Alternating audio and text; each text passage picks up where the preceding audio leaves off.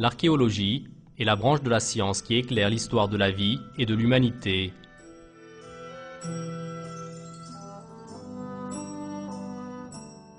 En faisant des fouilles longues et difficiles, les archéologues cherchent des indices tels que les outils, les équipements, les œuvres d'art, les objets d'ameublement, lesquels peuvent nous donner des informations sur la vie et l'histoire de la vie.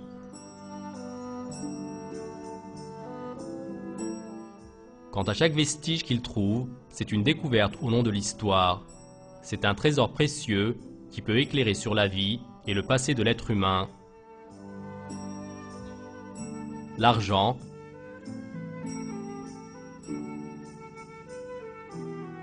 les outils, les équipements de cuisine, les objets décoratifs nous donnent des indices très importants sur la vie des gens qui ont vécu dans le passé.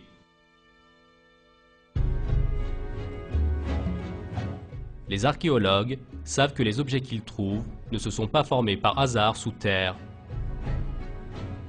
Et personne ne peut prétendre le contraire. Nous, même si nous ne voyons pas le moment où ces objets sont façonnés, nous sommes absolument sûrs de l'existence de personnes conscientes qui les ont conçus et produits. Avec les informations qu'ils contiennent, toutes ces œuvres et objets sont des conceptions. Ils ont été conçus et produits dans un but précis. Ils reflètent le travail manuel, la compétence, le goût et l'intelligence de l'artiste qui les a produits.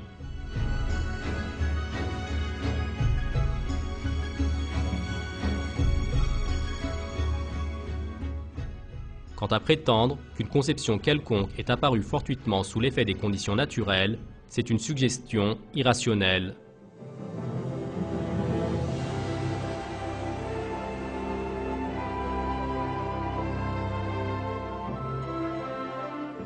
Très bien, et la vie? L'être humain qui comprend que même un simple outil qui sort de la terre est l'œuvre d'une conception, comment doit-il expliquer l'origine des êtres vivants dont chacun possède des particularités extrêmement complexes?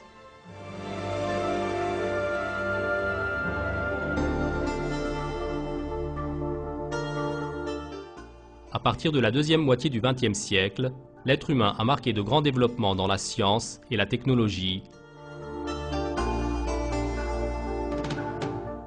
Avec les découvertes qu'ils ont faites, les scientifiques ont compris, en particulier dans les domaines de la biophysique, la biochimie et la génétique, que les détails formant la vie possèdent une complexité bien au-delà de ce que l'on pense.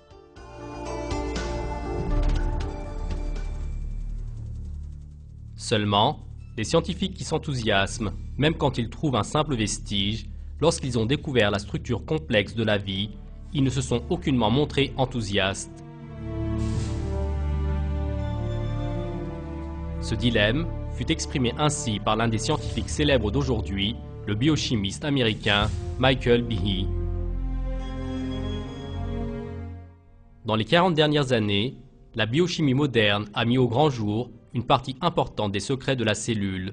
Pour découvrir ces secrets, des dizaines de milliers de gens ont consacré leur vie à de longues recherches dans les laboratoires. Tous ces efforts réalisés pour étudier la cellule donnaient un seul résultat d'une manière très claire et en le clamant fort: la conception.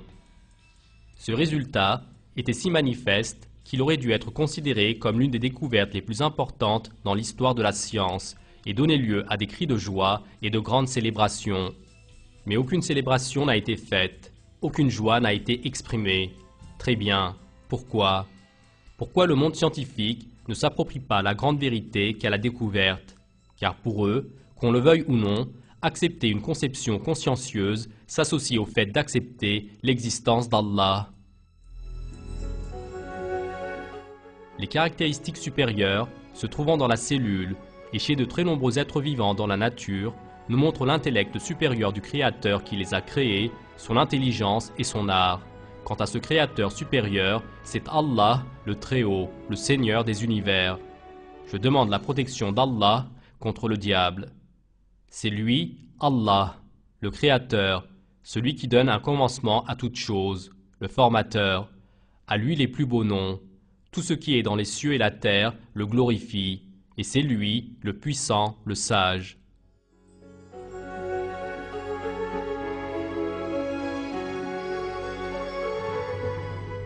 quant à la prétendue théorie scientifique qui rejette la création manifeste chez les êtres vivants et qui essaie d'expliquer l'origine de la vie avec des hasards aveugles, c'est la théorie de l'évolution de Charles Darwin. Darwin avait expliqué sa théorie dans son livre intitulé « L'origine des espèces », lequel fut diffusé en 1859. Selon Darwin, tous les êtres vivants venaient d'un ancêtre commun et les espèces avaient évolué les unes des autres avec de petits changements. Par exemple, les dinosaures qui utilisaient leurs pattes avant pour pouvoir se nourrir ont développé des ailes avec le temps et ont volé, ou bien les ours qui chassaient des poissons dans l'eau sont devenus des baleines avec le temps. Or, ceci était une assertion à la fois contraire à la raison, la logique et à la science, et cette théorie présentait l'aberration de rejeter ouvertement l'existence d'un créateur, et ce, sans se baser sur aucune preuve. Darwin prétendait que dans la nature, il y avait une lutte impitoyable. Selon les assertions non scientifiques de Darwin, les sources de nourriture étaient insuffisantes et dans l'arène, qu'on appelle le monde, se poursuivait une lutte de manière cruelle. Les forts et ceux qui peuvent s'adapter aux conditions de la nature restent en vie. Quant aux espèces faibles et malades, elles disparaissaient.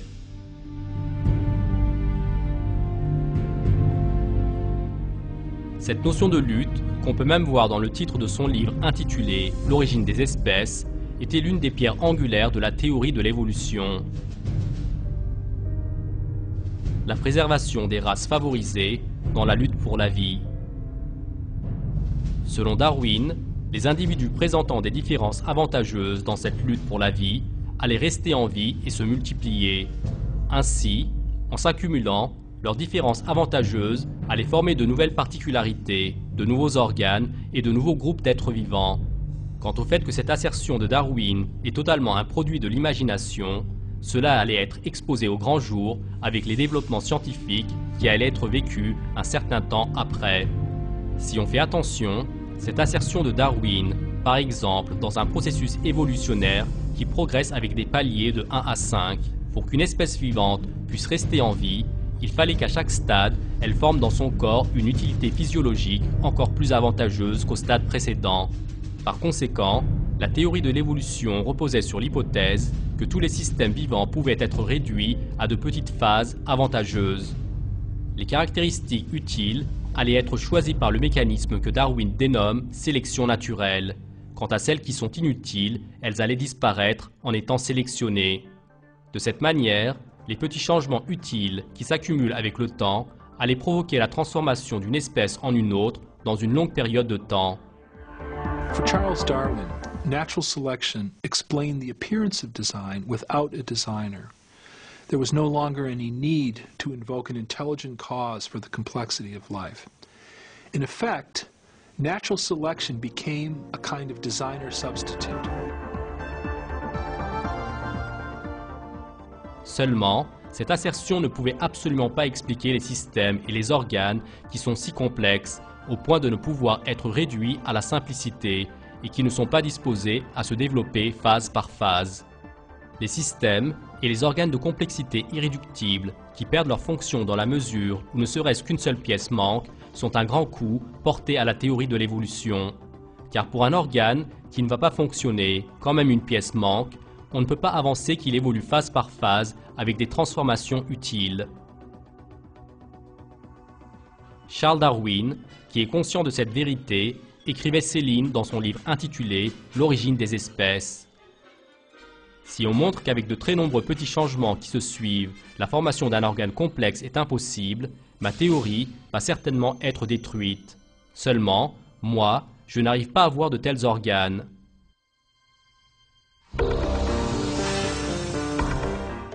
Le fait que Darwin dise « je n'arrive pas à voir des organes complexes » pouvait peut-être être perçu de manière normale à son époque.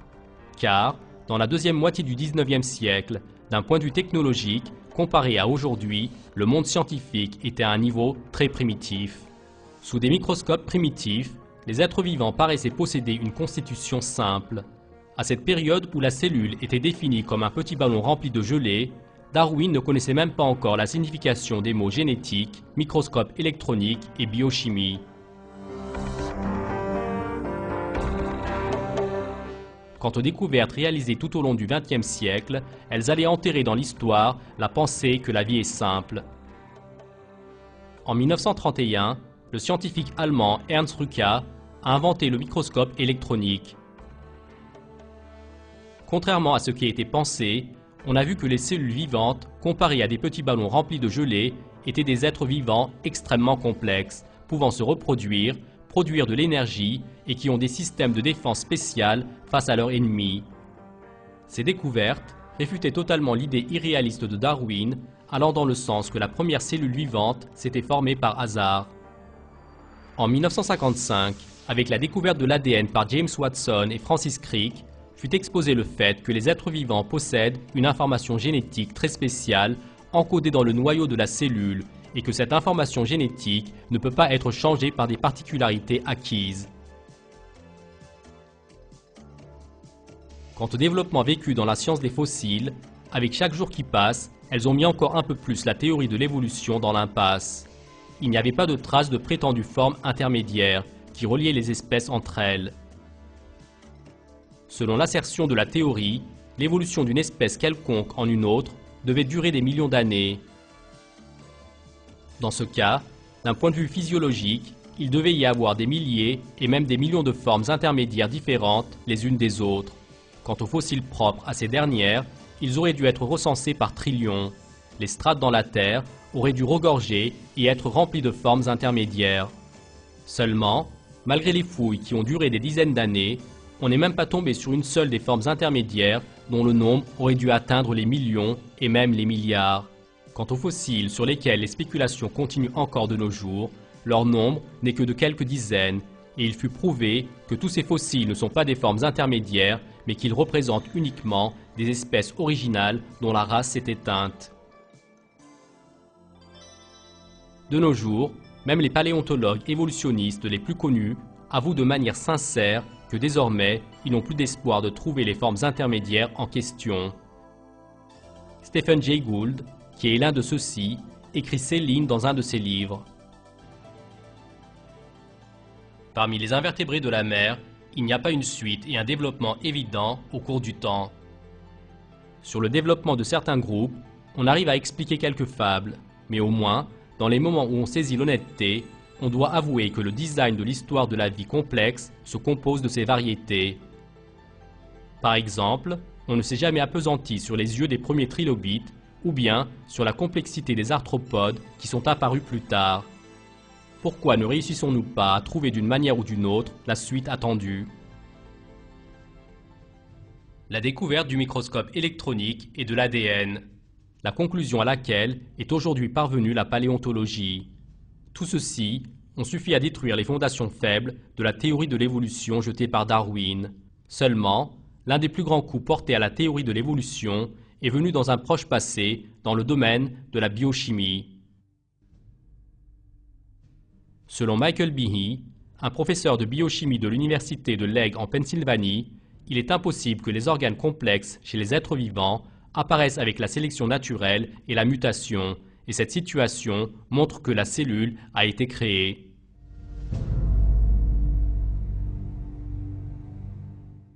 Il est certes très surprenant de s'apercevoir de cela.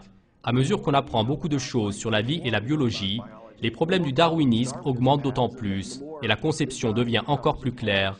Pendant très longtemps, j'avais cru que le modèle de l'évolution darwiniste expliquait ce que nous apprenions en biologie. En fait, ce n'est pas parce que j'ai compris comment l'évolution expliquait cela dans toute la signification du mot, mais moi, j'ai cru que c'était ainsi car on m'a enseigné cette explication. Je n'avais aucune raison de douter de cela. Dans les écoles où j'ai étudié, on m'avait enseigné la biologie darwiniste. Il y a de cela plus de 10 ans, j'ai lu un livre intitulé « La théorie de l'évolution est en crise ». Son auteur était un généticien australien du nom de Michael Denton. Dans son livre, il proposait des assertions scientifiques que je n'avais jamais entendues auparavant. Et ces assertions étaient plutôt convaincantes.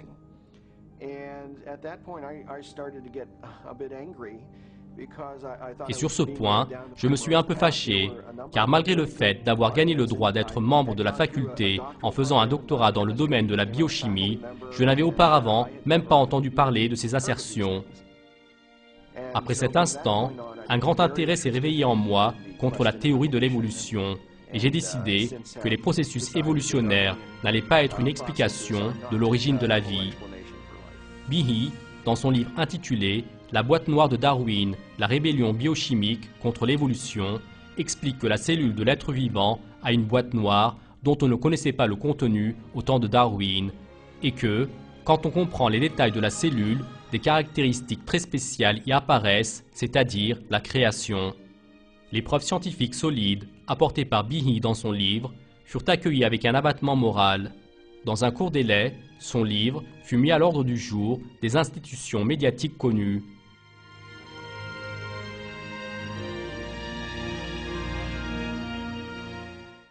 Le point sur lequel Behe s'étendait le plus était la notion de complexité irréductible. Selon les suppositions de Darwin, les organes complexes chez les êtres vivants, comme les yeux, l'oreille et le cœur, avaient pris leur forme actuelle en subissant de lentes et petites transformations sur une période de plusieurs milliards d'années. Seulement, les recherches scientifiques montrent qu'il n'est pas possible que ces organes se soient développés étape par étape, et en particulier les machines moléculaires à l'intérieur de la cellule. Ce sont des structures complexes, issues de la réunion de nombreuses petites pièces, et au cas où une quelconque de ces pièces ne peut pas accomplir sa fonction, le système ne sert à rien. Avec leur structure complexe en question, cet organe et ses systèmes possèdent une complexité irréductible à ce qui est simple. L'exemple le plus connu en matière de complexité irréductible est le mécanisme de flagelle qui se trouve chez certaines bactéries. Le flagelle des bactéries est connu depuis longtemps.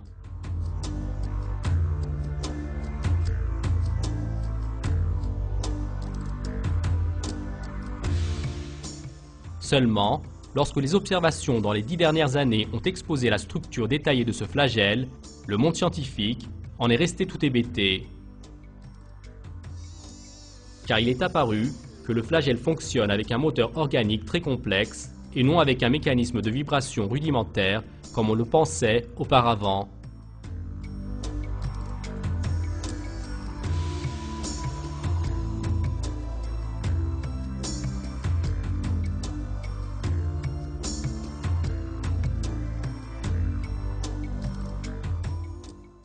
Les bactéries utilisent le flagelle pour se déplacer.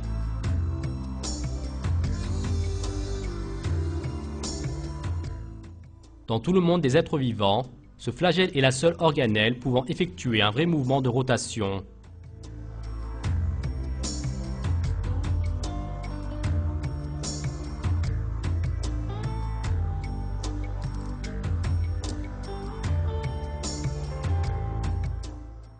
Grâce à ce mouvement de rotation, la bactérie avance dans la direction qu'elle veut. Elle peut faire des arrêts et des tours.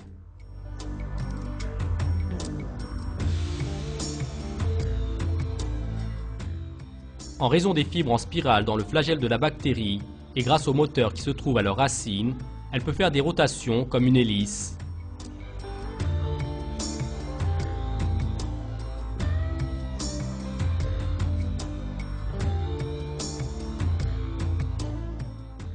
Le moteur qui permet le déplacement de la bactérie est formé de deux différentes sections qui, l'une dans l'autre, assurent le mouvement de rotation. De plus, au lieu de l'énergie toute prête se trouvant à l'intérieur de la cellule, c'est le flux d'acide se produisant dans la membrane de la bactérie qui est utilisé comme source d'énergie.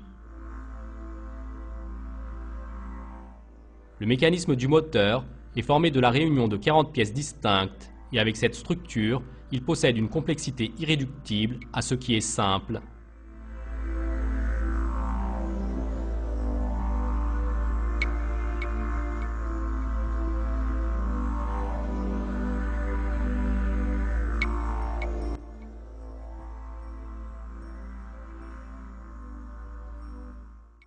S'il manque même une seule de ces pièces, ou bien si elle a été mise au mauvais endroit, le moteur ne va pas fonctionner.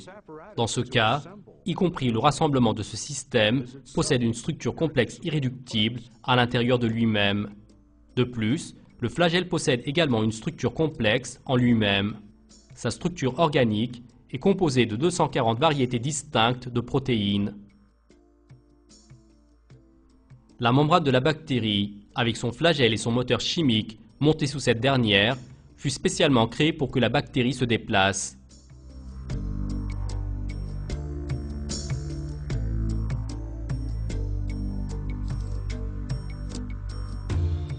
Il n'est pas possible qu'en se réunissant, ces pièces aient formé avec de petits changements dans le temps le flagelle de la bactérie.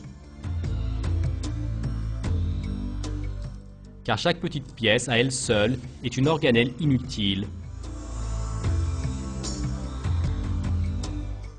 Par exemple, en l'absence du système de moteur qui va permettre le mouvement de rotation, même si seul le flagelle se formait par hasard, cela n'assurera pas un déplacement à la bactérie. Selon l'assertion de la théorie de l'évolution, avec le temps, les organes non utilisés s'atrophient, disparaissent.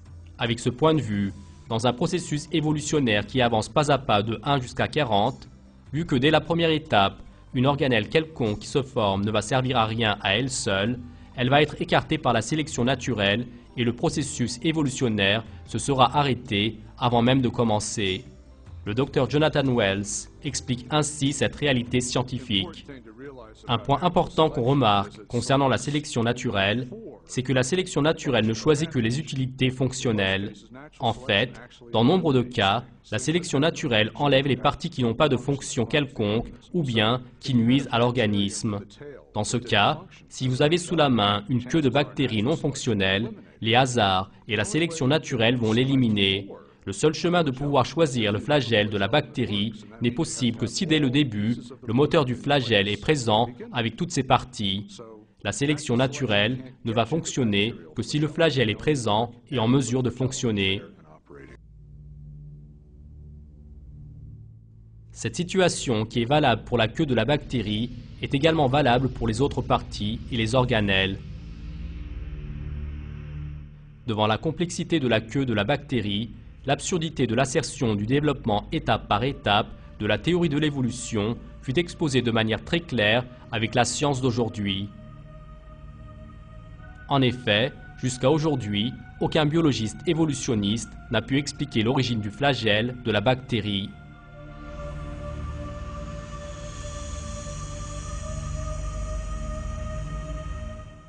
Le flagelle de la bactérie ne peut seulement exister que lorsque toutes les pièces le formant fonctionnent en même temps et de manière intégrale. Et ceci n'a qu'une seule signification, la création.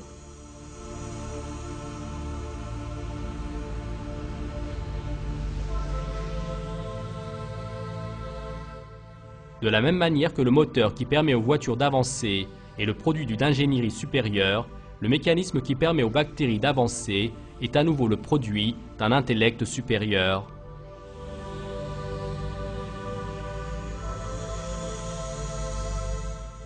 Quant au possesseur de cet intellect supérieur, c'est Allah, le Très-Haut, le Seigneur des univers.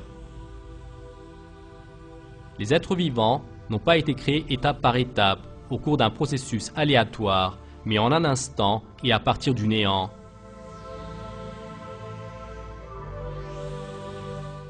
Dans le Coran, Allah le Tout-Puissant nous informe de cette vérité avec ces versets. Je demande la protection d'Allah contre le diable. Et Allah a créé d'eau tout animal. Il y en a qui marchent sur le ventre, d'autres marchent sur 2 pattes, et d'autres encore marchent sur 4. Allah crée ce qu'il veut, et Allah est omnipotent. Il est le créateur des cieux et de la terre à partir du néant. Lorsqu'il décide d'une chose, il dit seulement « soit » et elle est aussitôt.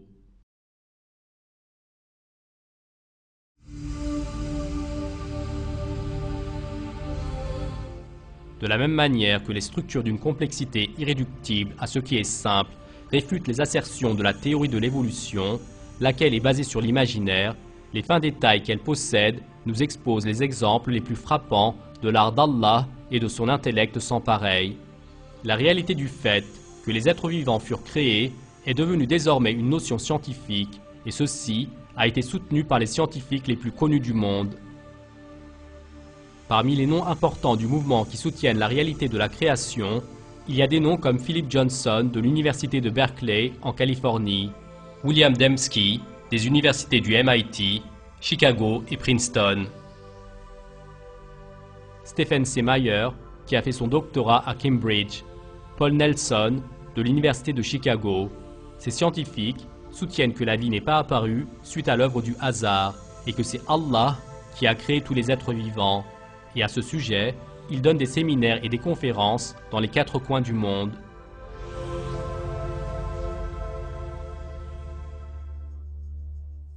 Quant à un autre des organes irréductibles à ce qui est simple, c'est l'oreille humaine.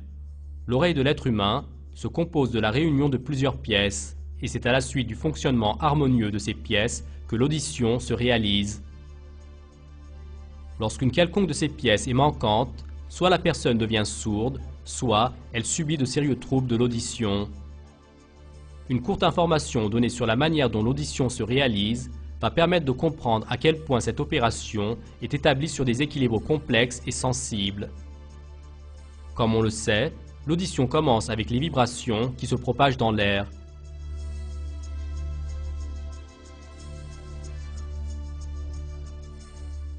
Ces vibrations sont amplifiées dans le pavillon de l'oreille.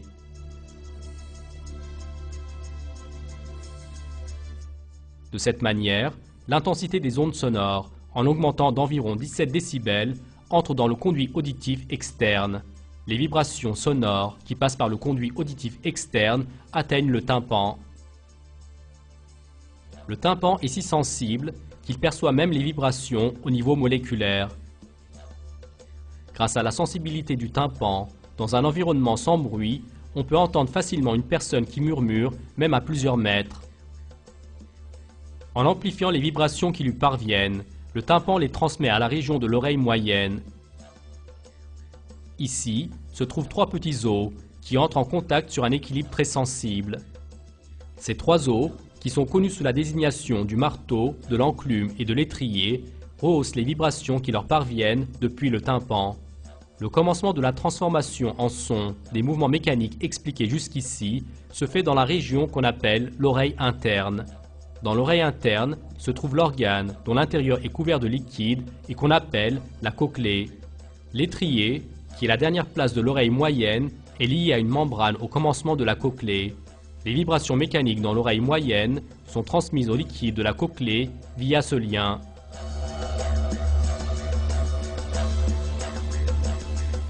Les vibrations qui atteignent le liquide de l'oreille interne forment des ondulations à l'intérieur de ce liquide. Et sur les parois internes de la cochlée, il y a de petits cils stimulés par les ondulations de ce liquide. Ces cils s'animent très faiblement en fonction des ondulations dans le liquide. Si un son fort vient, un plus grand nombre de cils s'inclinent de manière plus prononcée. Chaque fréquence de bruit dans le monde extérieur produit des effets différents sur ces cils.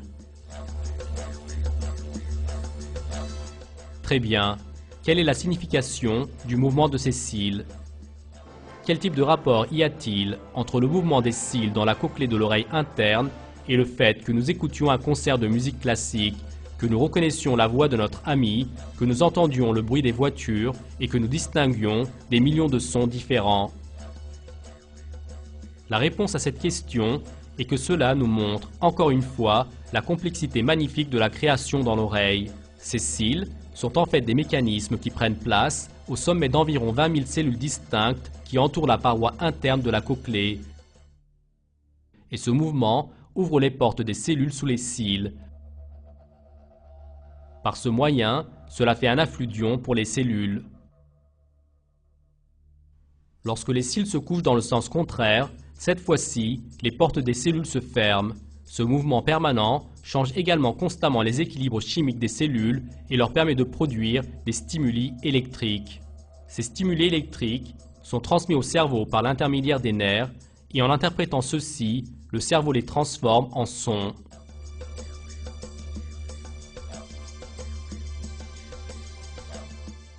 La science n'a pas pu complètement résoudre les détails techniques de ce système. lorsque les cellules dans l'oreille interne produisent les signaux électriques en question, elles réussissent aussi à répercuter les fréquences des ondes venant du monde extérieur, leur force et leur rythme. Ceci est une opération si complexe que jusqu'à aujourd'hui, la science n'a même pas pu établir si l'opération de distinction de fréquences est effectuée dans l'oreille interne ou bien dans le cerveau. Toutes les informations que nous avons examinées jusqu'ici nous montrent que notre organe d'audition qu'est l'oreille possède une création extraordinaire. Si on fait attention, ceci est entièrement une structure de complexité irréductible, car pour que l'audition puisse se réaliser, il faut de nombreuses pièces indépendantes les unes des autres, dans leur intégralité et sans défaut. Si l'une d'elles manque, par exemple, si l'enclume dans l'oreille moyenne est enlevée de l'oreille, ou bien si sa structure s'abîme, alors, désormais, on ne pourra plus rien entendre. Pour que l'oreille entende, les différents éléments comme le tympan, le marteau, l'enclume, l'étrier, la cochlée et les cils doivent pour chacun d'eux exister de manière intégrale.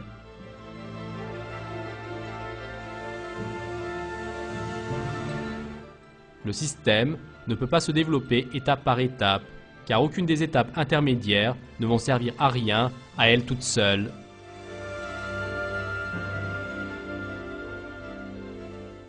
Prétendre qu'un organe complexe comme l'oreille a été construit étape par étape par un processus inconscient comme l'évolution, laquelle est basée entièrement sur les hasards, est à la fois non scientifique et irrationnel.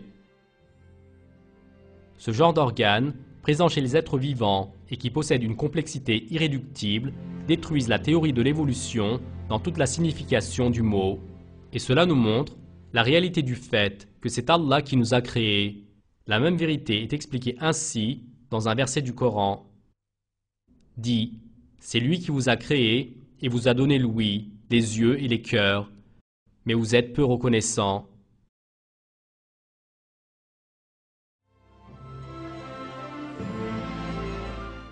Le niveau le plus élevé atteint aujourd'hui par la science nous montre que les êtres vivants sont dotés d'une création supérieure.